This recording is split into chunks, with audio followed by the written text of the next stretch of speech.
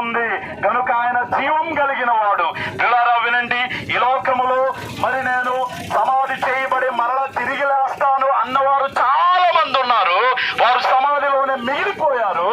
కానీ కేవలం ఒకే ఒక్కరు ప్రభువైన యేసుక్రీస్తు వారు మాత్రమే ఆయన మరణాన్ని గెలిచిన సజీవుడు, మృత్యుంజయుడు. ఈ మాటలు వింటున్న మీరందరూ కూడాను ఒక సందేహము రావచ్చు, ఎందుకు ఆయన మరణించాలి, ఎందుకు ఆయన సమాధి చేయబడాలి, ఎందుకు ఆయన తిరిగి లేవాలి అన్న ఆలోచన రావచ్చు. చాలా మంచి ఆలోచన. మీరుంటున్న స్థలంలోనే ఈ కొద్ది మాటలు నేను మిమ్మల్ని తెలియజేయాలని ఇష్టపడుతూ ఉన్నాను. ప్రభువైన యేసుక్రీస్తు వారు మరణానికి కారణం ఏమిటో తెలుసా? ప్రాముఖ్యంగా జీవ గ్రంథమైన బైబిల్లో ఏమని రాయబడిందో తెలుసా? ప్రభువైన యేసుక్రీస్తు వారు అందరి నిమిత్తము మరణించినాడు, మృతి పొందినాడు అని లేఖనములో తేటగా ప్రస్తావన చేయబడింది. అలాగైతే ప్రభువైన యేసుక్రీస్తు వారి మరణము ఒక గుంపుకు సంబంధించినది కాదు. ప్రభువైన యేసుక్రీస్తు వారి మరణము ఒక ప్రాంతానికి సంబంధించినది కాదు.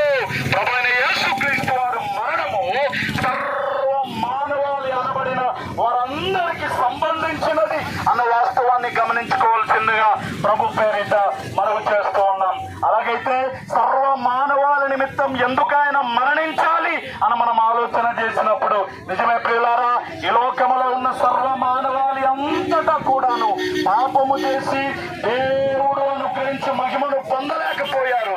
అందుకే జీవ గ్రంథమైన బైబిల్లో ఓ మాట రాయబడింది, అందరూ పాపము చేసి దేవుడు అనుగ్రహించి మహిమను పొందలేకపోయారు. అట్లయితే ఏ భేదము లేదు.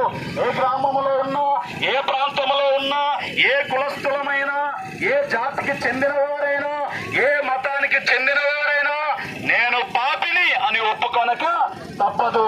పాపం వలన వచ్చు జీతము మరణము, ఆ మరణమే నిత్య నరకాగ్ని గుండము. కనుక ప్రియులారా, ఈ లోకములో ఉన్న మానవుడు పాపము పోవాలి, మోక్షము కావాలి, పాపాలు కడగబడాలని అనేకమైన సుదీర్ఘ ప్రయాణాలు చేస్తూ ఉన్నాడు. మోక్షము కావాలని అనేకమైనటువంటి ధర్మ కార్యాలు చేస్తూ ఉన్నాడు. మోక్షము కావాలని అనేకమైనటువంటి మంచి క్రియలు చేస్తూ ఉన్నారు. కానీ వినండి, ఈ లోకములో ఎన్ని క్రియలు చేసినా, ఈ లోకములో ఎన్ని మంచి కార్యాలు చేసినా పాపము పోదు అన్న వార్తను, సత్య వార్తను ప్రకటించడానికి వచ్చి ఉన్నాం. మరి పాపము పోవాలి, పుణ్యము కావాలి, మోక్షము కావాలంటే ఏం చేయాలి అని అంటే కేవలము ప్రభువైన యేసుక్రీస్తు వారి ద్వారానే సాధ్యమవుతూ ఉన్నది. అందుకే ఆయన అన్నాడు, నేనే మార్గము, నేనే సత్యము, నేనే జీవమై ఉన్నాను అని అన్నాడు. నిజమే, ప్రభువైన యేసుక్రీస్తు వారి ద్వారా మార్గము, ప్రభువైన యేసుక్రీస్తు వారి ద్వారానే పాప క్షమాపణ కలుగుతుంది అన్న వార్తను మేము ప్రకటించడానికి వచ్చి ఉన్నాం. కాబట్టి నా ప్రియమైనటువంటి సహోదరులారా వినండి, పాపము నుండి విడిపించడానికి, పాపము నుండి మరి ఆయన నరకము నుండి తప్పించడానికే దేవాది దేవుడు భూమి ఆకాశములను కలుగు చేసిన దేవుడు ఆయన భూమికి ఆకాశానికి మధ్యలో వేలాడదీయబడ్డాడు.